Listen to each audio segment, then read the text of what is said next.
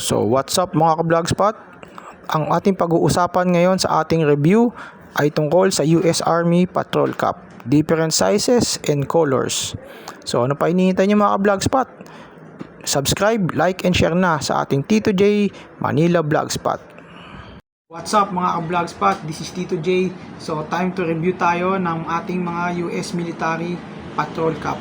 Pero bago ang lahat, subscribe, like, and share muna tayo mga ka-Vlogspot. So, simulan na natin mga ka-Vlogspot. So, ang hawak ko dito ay OCP Patrol Cap. Ito ay gawa ng Secre Industries. At ang size niya ay 7/1/4. So, ito ay mga personal na sombrero ko. Ginagamit ko. So, 7/1/4 ang size niya. At meron siya sa loob na inside pocket kung saan pwedeng itago ng US military yung malilit nilang mga mapa or personal na dokumento nila, pwedeng ilagay dito. Kahit sa atin, pwede nyo ilagay yung mga pera nyo. Ayan. Kahit manipis na wallet, pwede dito. So, makapal ang tela nito, makapal. Makapal to, makapal. Makapal ang tela nito. At ito ay gawa ng ripstop. Ang tela ay ripstop. Ang ibig sabihin ng ripstop, square yan, di ba? Kita nyo? Ripstop ang tawag sa ganyan, square. Ngayon, pagka nagkaroon ng butas yan, hindi siya agad-agad lumalaki or napupunit kasi nga ripstop. Kasi bawat kanto ng pagka-square niya, nagko-control para hindi na lumaki o lumala yung punit niya. Ripstop ang tela niya. At ang color na gamit natin ay OCP. Okay? Gamit ito ng US Army, US Air Force, kita US Space Force, mga ka-Vlogspot. So, ito na, suotin natin ha.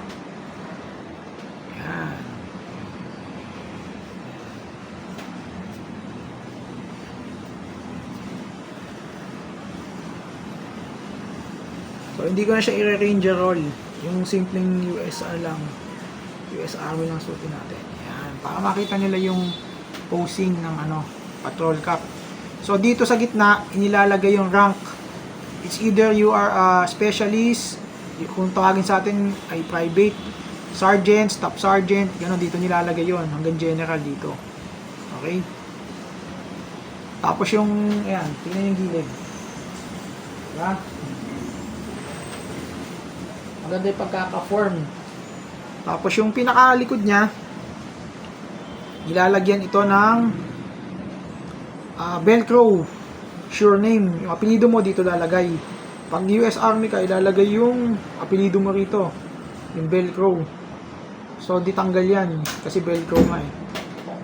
Kaya dito mababasa ng mga officer kung anong apelido mo at ng mga kasamahan mo dito. Ito na ibang tao. Yan. So, ito ay ginawa taong 2015. Makikita nyo dito yan. So, specs. Ayan, 2015 siya, ginawa. Pinroduce tong cap na to ng Secre 2015. Ayan yung mga Vlogspot. So, pwede nyo rin itong i-ranger roll kung gugustuhin nyo. Pwede rin. Kung anong posisyon ang gagawin nyo. Pero ako, simple lang muna ginawa ko. Ayan, yung ordinary US Army lang.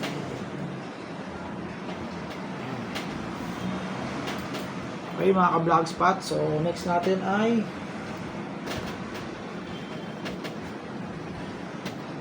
multicam mga Vlogspot.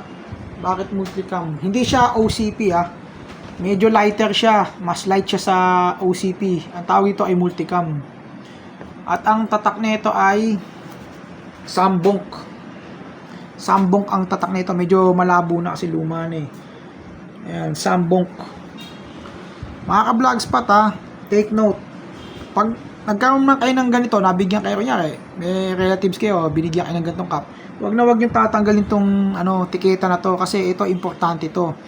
Pag nilalabhan nyo yung military caps nyo, hindi basta-basta to nilalabhan, hindi nilalagyan ng Clorox or mga hard detergent kasi pwedeng mabutas yung tela.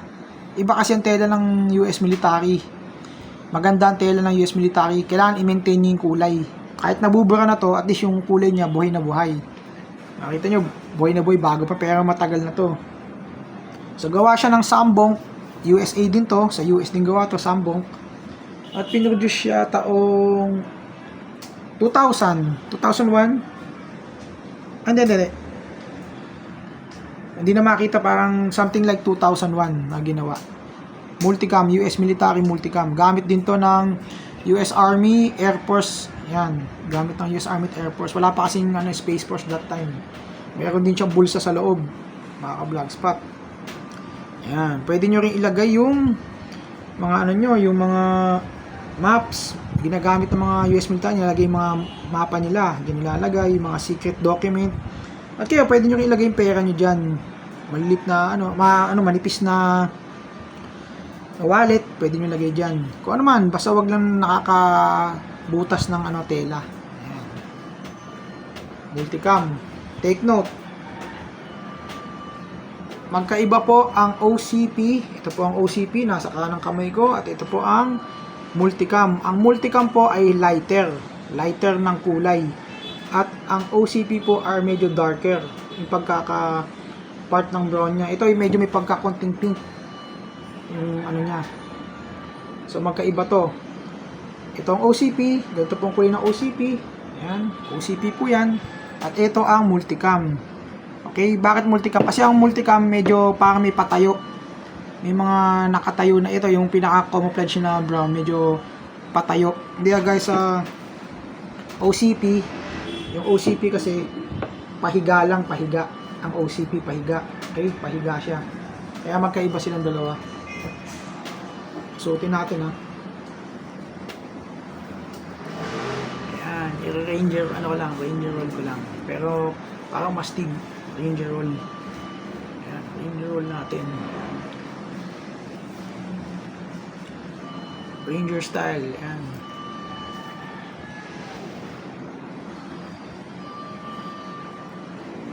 Ayan. Ayan, mga ka-vlogs pa to. Ito ba? Left side to. Right side. Ayan. Malaki ang pinagkaiba ng US Patrol Cup sa Philippine Army Patrol Cup. Kasi ang Philippine Army Patrol Cup, basta na lang sinusuot nila, hindi na nila nilalagay na standard size. Kaya minsan may mapapansin tayong mga Philippine Army, Philippine Air Force, na pag sinuot nila, minsan sikip na sikip, di ba? Napapansin, minsan mga reservists kadalasan sikip na sikip. Sa US military, siya, standard size siya, sinusukatan ka talaga. Kaya hindi pwedeng masikip, bawal yun, at maluwag. Ayan. Ayan. Kahit tanggalin mo yan kahit yan ganyan ha.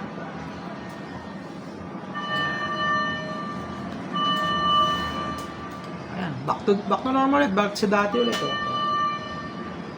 Ayos ba? So dito rin mga ka-vlogspot, nilalagyan din ng rank to. Rank is either a specialist, yung private, to staff sergeant, hanggang maging general, nilalagay dyan yan. Minsan yung Ranger tab nilalagay dito pag US Rangers ka. Dito nilalagay yung Ranger tab. Okay, mga ka-vlogspot. So, next natin ay ACU. ACU, mga ka-vlogspot. US Army ACU. Hindi na gamit ito ng Air Force, gamit ito ng US Army. Yung multicam lang, katsa OCP, gamit ng US Air Force yung multicam at ng US Army. Tapos yung OCP sa panahon ngayon, gamit yan ng US Army, Air Force at Space Force. Ito ACU, gamit ng US Army. At ito ay gawa ng Secre Industries. Take note, Secre Industries. And the size is 7/1 port. 7/1 port ang size ha. Tapos nandito sa baba yung tamang paggamit ng paglalaba ng patrol cap para hindi masira yung tela. Kailangan sundin nyo to, kaya wag nyo tatanggalin to, mga ka-vlogspot. Hindi naman siya makati sa ulo So meron din siyang bulsa sa loob. Ayan may bulsa rin siya sa loob. Pwede nyo ilagay yung mga maps, mga secret nyo, dyan ilalagay ng US Army. Tapos meron din siyang velcro. May velcro dito sa likod kung saan nilalagay yung apelido. Ayan, apelido ng US military. Yan nilalagay. So, hindi ko na siya Air Ranger pero sample ulit, suotin natin. Ang tela rin nga pala niya is ripstop. Ayan square. Ripstop din yan. Tela na yan. Kita nyo naman Kasi ang ripstop, magandang tela yan. Na pagka nabutas siya, natusok, hindi basta-basta lalaki yan. Kinokontrol na niya. Hindi guys, sa cotton, na pag natusok, nabutas, may tendency lumaki, lumawak. Okay? Yan, suotin natin. Pag regular, ganyan. Diba? Pag regular ang ano. Pag regular. Diba? Medyo parang masikip, parang size niya, parang may pagka ano siya, may pagka, tawag dito, factory defect sa Secre, kasi parang size niya 718 ang size niya. Parang medyo maliit. Kaya gaya nung ano, Secre ko na isa, maluwag-luwag ng konti, sakto sa ulo. So, ito na. Tingnan natin ha. Lagyan natin ng forma para maganda tingnan.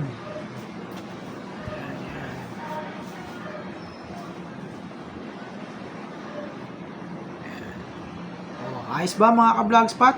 Dito rin nilalagay yung rank sa gitna. Rank. It's either na specialist ka, kung saan tawagin ay private. Yan. Yan. O, diba? Ayos ba mga ka-vlogspot? Ayos, diba? Tingnan mo, gaano ka-astig. Yan. Okay. Left and right side view yan ha.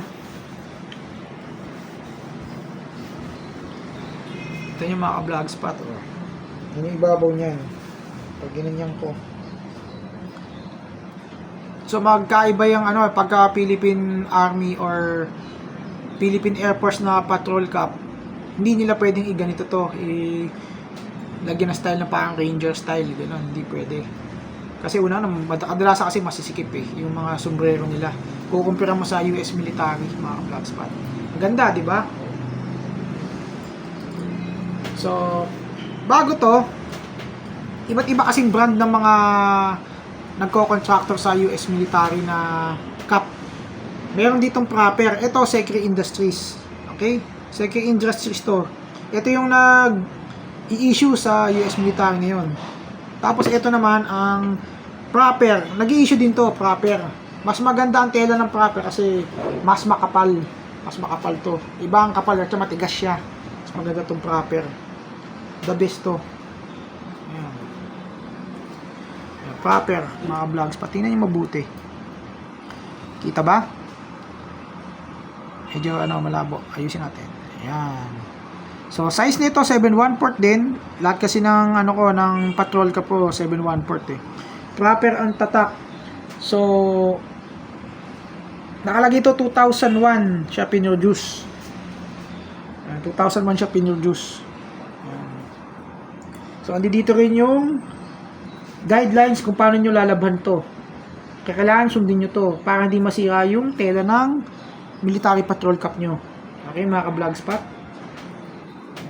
Meron din siyang meron din siyang bulsa, mga ka-vlogspot. Ayan, pakita natin.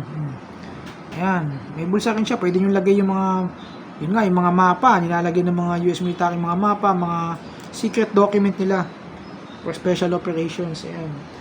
Pero sa akin, minsan nilalagay ko ng pera sa loob to. Kasi manipis na yung wallet ko na maliit. Diyan ko nilalagay sa loob. Hindi siya kita Maganda to. Maganda design ng So, proper to Medyo squared type nga lang gawa ng proper. Ayan. Squared type lang ang gawa ng proper. So, hindi ko na i-twist to para lang. Ayan. Ito nyo, left side mga ka-vlogspot. Right side mga ka-vlogspot. So, dito rin nilalagay yung rank. Ito, private, yung tawagin specialist sa US hanggang sergeant to general. Okay? Ayan mga ka-vlogspot. Tapos sa likod, ilalagay yung sure name ng US Army. Velcro din siya, velcro. Na-snap, natatanggal din. Shhh, tatanggal. Dito nilalagay yung apelido, mga ka-vlogspot. Ayan. So, magkaiba sila ng brand. Ayan. Makapal lang, mas makapal at mas matigas ang proper. Ayan. Itong Secre Industries. Pareho silang magandang tela. Ripstop. Ripstop sila pareho. Ayan. Square. Ripstop yan. Hindi basta-basta na pupunit. Okay? So ito naman mga ka-vlog spot, Woodland Patrol Cup. Ayan. Woodland Patrol Cup mga ka-vlog spot. Ayan.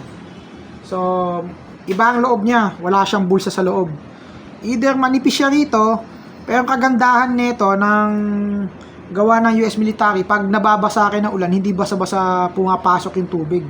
Hindi kayo basa-basa bababasa. Ayun ang kagandahan kasi nylon rooftop yung tela ng ng gamit ng US military even before ng mga 90s. Ayan. Gaya ng mga 50s to 60s pagka umulan talaga, basa talaga sila. Ngayon iba na. Parang may halo na pagka-plastic ganun, nylon ripstop. Ayan. Ganon din dito sa mga nauna natin.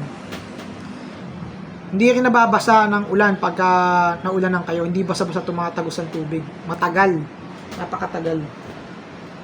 Although mahirap nga siyang labhan kasi pag binabasa mo siya, pati ito, hindi basa-basa nababasa matagal. Kaya nga minsan pag nilaban mo ng sabon na safeguard, naiiwan pa yung safeguard dyan Kaya kailangan babasahin mo talaga siya muna bago mo sasabunin.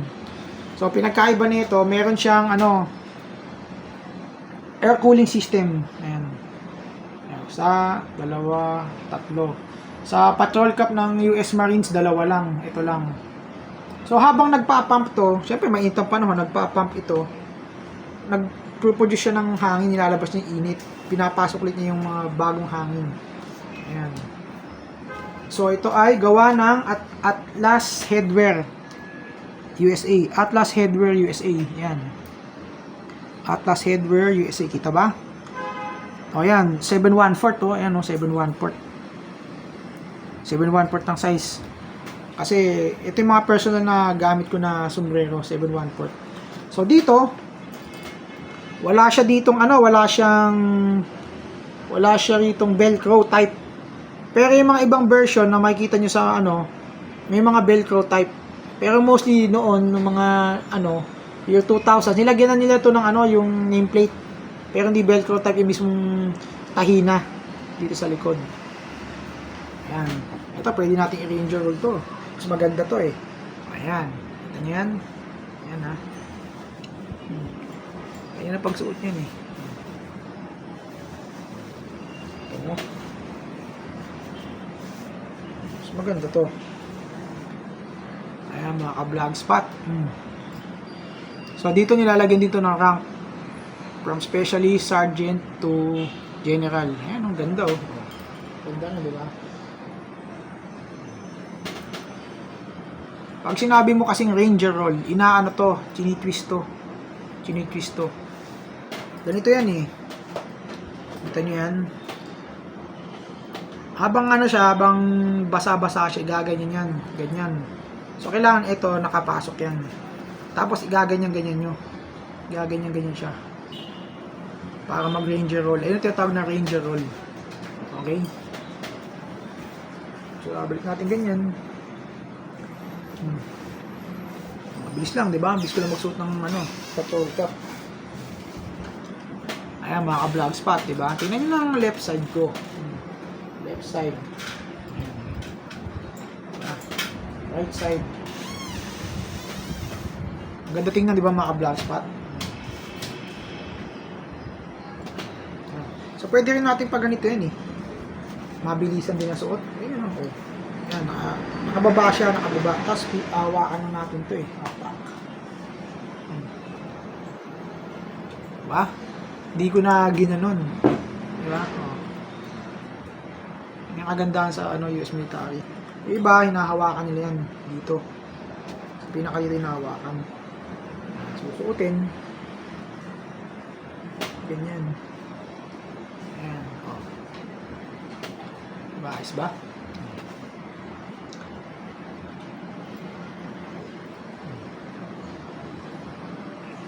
Ayan. So, Atlas Headwear USA ito mga ka-vlog spot. Ginawa ito year 2001. 2001 mga ka-vlog spot. So, next natin. Proper ulit. Proper mga ka-vlog spot. Ang tawag dito ay proper. So, meron din siyang air cooling system, tatlong air cooling system. Para pagka nagpa-pump sa init ng panahon, lalabas siya ng init. nire-recover nyo ng malamig na hangin. Kaya yung ulo mo hindi ka naiinitan. Yan. So, meron ditong Sergeant First Class na rank E7. Ang rango dito ay E7 Sergeant First Class. Ayan, Sergeant First Class yan mga ka-Blogspot. So dito wala siyang velcro tip, ganun din kagaya ng nasa unang Woodland. Ang color nito, again mga ka-Blogspot, is Woodland. So nilalagyan lang to ng nameplate na tinatahi during that time. So gawa siya ng proper. Ayan. Proper. Ayan. Proper international mga ka-Blogspot. USA din yan, USN, may apelido ko pa oh. E7, okay? Tapos ginawa ito 2001 to in-issue sa mga US Army. Okay? Ang Woodland din kasi gamit din ng gatong patrol cap na Woodland, gamit din to ng US Air Force. US Army ito, US Air Force. Although ang Woodland color ginagamit din ng mga Navy, Marines, pero sa gatong patrol cap na gamit ng Air Force to at US Army. So tingnan natin mga ka-Blogspot. Ayan. So ganito na lang. Ganyan na lang. Diba? Hindi ko na inano kasi nabali ito eh. Nagkaroon siya ng bali nung kinerve ko. So hindi ko na i-curve para hindi pangit tingnan. Right side mga ka-Blogspot to. Left side. Okay. Ganda, diba? Sergeant First Class. Sergeant First Class, mga ka-Blogspot. Sergeant First Class ang rank E7 ang meaning ng Sergeant First Class. Okay. Gawa ng proper. Ang tela ripstop din. So ito hindi rin nag-go through ang tubig dito basta-basta pag nauulanan. Napakatagal bago bumawon sa ulo. So lagay ko na dito to iba't ibang patrol caps ang natin. Ito. Cold Weather Patrol Cap. Ayan, Cold Weather Patrol Cap. So gawa rin siya ng Secret Industries. Secret Industries din. At ang size niya ay 7/1/4 mga ka-Blogspot. Pinoduce siya year 1999. 1999 siya in-issue sa US military. So, Secret Industries, 80% lang na nylon, 20% cotton. So, may pagka-nylon cotton siya. Hindi siya ripstop. Mga ka-Blogspot. So, ano siya? Ang kagandahan dito sa cap na to, patrol cap na to, Cold Weather Patrol Cap. Ito yung tinetero sa M65 field jacket. Minsan i-review natin yan, yung M65 field jacket. So, yan, pag malamig ang panahon, nagwi-winter, nagye-yellow, pwede mo siyang, meron siya rito ganito, ayan, mainit to. Yung tela niya parang sa bonnet. Ayan, mainit to. Kaya pagka nasa malamig ka, hindi ka mapapasukan ng ginaw, hindi ka giginawin. Ayan, suotin natin May flap siya, may flaps. Ear flaps para hindi ka ginawin. Okay? Mga ka-Blogspot. Ayan. Ayan mga ka-Blogspot Ear flaps. So, hindi ka nagiginawin nga naman pag ginamit mo to. Medyo flat natin para gumanda. Diba? Diba ang US military? Ayan. So, sa ating Philippine military, nagkaroon lang ng issue ng ganito ang Philippine Army noong 1950s nung lumaban sila sa Korean War. Ang mga Philippine Army natin, may issue silang ganito. Color green, odd green kung tawagin. Olive drab, kaya OD green. So, mahirap na makahanap ng ganung cap. Sa mga museum na nandito sa Philippines, makakita ng ganun. So, yan, ear flap So, hindi ka papasukan ng lamig. Para rin nakabonet. Yan. Yan mga Blogspot. Kung naalala niyo yung palabas na comedy sa movie ng Hollywood na noong 90s, yung McHale's Navy, yung official ng US Navy doon, yung admiral na nakaganito. Dito. Pero never nag-issue ang US Navy ng gantong cup kasi hindi naman 8 crown tong to pang US Air Force and US Army lang to Ayan. Ito yung mga vlog spot natin. So sa likod wala siyang mga vlog spot wala siyang nameplate sa likod. Okay, pwede natin tupiin to sa loob. Suotin natin. Yan, puti natin mga vlog spot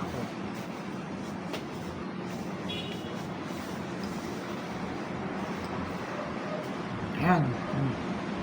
Wala na yung ear flaps. Tinupi na natin sa loob mga ka-vlog spot. Yung maganda, diba? Left side. Right side mga ka-vlog spot. So wala siyang nameplate sa likod. Pero pwede rin siyang lagyan kung noong mga time na pwedeng lagyan sa US Army nun, sa US Air Force. Ayan. Bago pa. Next. Woodland ulit. Manipis din ang loob. Itong una, makapal. Makapal ang loob nito. Ito manipis. Ayan medyo maliwanag Kita yung liwanag Kita yung kamay Pero hindi rin nag-go through ang tubig dito kahit nababasa akin ng ulan. Ito ay gawa ng Southeastern Kentucky Rehabilitation Industries. Ayan. So maaaring gawa ito ng ng mga may kapansanan sa states. Ayan. 7/1/4 ang size. 7/1/4. Kasi sa US military, may mga kanya-kanyang size yan Hindi basta-basta sinusuot yan Kaya kayo pag bibili kayo, huwag kayo basta-basta bili ng bili. Alamin niyo muna yung sukat ng ulo nyo. Ang pagsusukat kasi ng ulo, yung measuring tape, sasagarin niyo yung measuring tape sa ulo nyo. Kailangan sakto. Doon mo nalaman kung size 22, 7/1/4 ka, kung size 22. Ang combination kasi ng 7/1/4 is medium. Okay? Ayan. Ipinroduce to noong taong 1995. 1995 siya pinroduce. Ayan mga vlog spot, 1995 sa US Army at Air Force. Ayan. Meron siyang air cooling system, tatlo rin. Ayan, kabilaan yan. Susutin natin.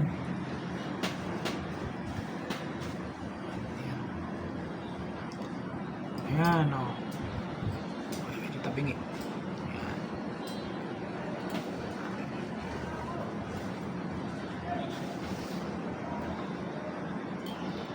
Ayan mga ka-vlog spot dito rin nilalagay yung rank from specialist kung sa atin ay private to general. Yan.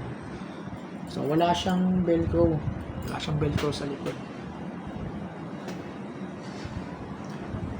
Wala siyang velcro mga ka-vlog spot. Nung time na yun nilalagay lang to nameplate lang nilalagay dyan, pero most of the time nung 90s wala silang nameplate nun, pasakap lang. Okay? Kasi sinusuot na lang nila dito sa loob Ayan, gaya ko. Ayan, nakasuot na lang sa loob yung apelido ko. Ayan, nakasuot sa loob. Ayan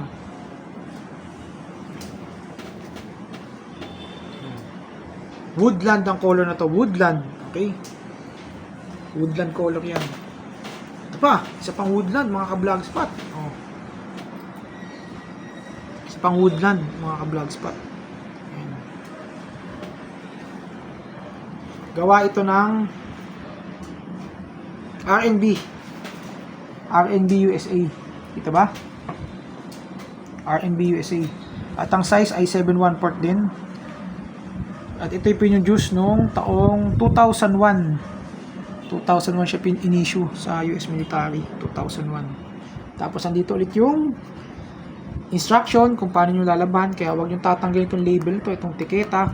Dahil ito mag-guide sa inyo kung paano nyo lalaban itong mga US Military Patrol Cup. Ganon din sa uniform. Huwag nyo tatanggalin yung tiketa doon. At ang tela rin ito ay ripstop. Okay? Yung sa cold weather, hindi siya ripstop. Nylon cotton siya. Kaya pagka medyo napunit yun, medyo punit talaga. Ito, nag-i-stop ng punit. Nire-reduce niya yung paglaki ng punit o ng butas. Meron din siyang meron din siyang air cooling system, tatlo, kabilaan. So, dito nilalagay yung rank. Okay? Dito nilalagay yung nameplate sa US Army. Pero nung time na 2001, mayroon ng nameplate dito. Pero nung 90s, wala. So, ayan, suotin natin. Ino-normalize ko lang yung pagsuot. Ayan, oh.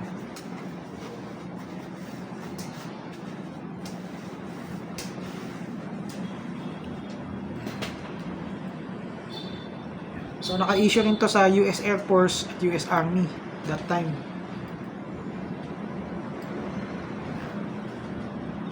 Right side. So, hindi ko na kinerve. Okay. Huwag natin ginagat yung pagsuot kanina.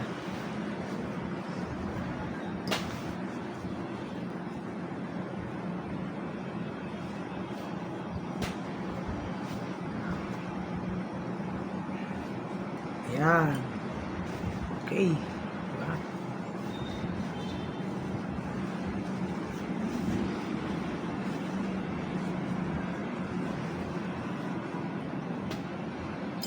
Ranger style.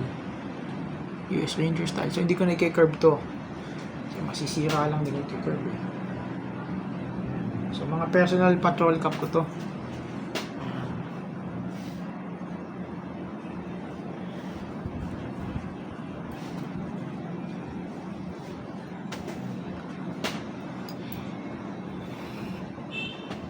Nice ba mga vlog spot? Isa pa. Balik nasa dati ha. Ito natin. Oh.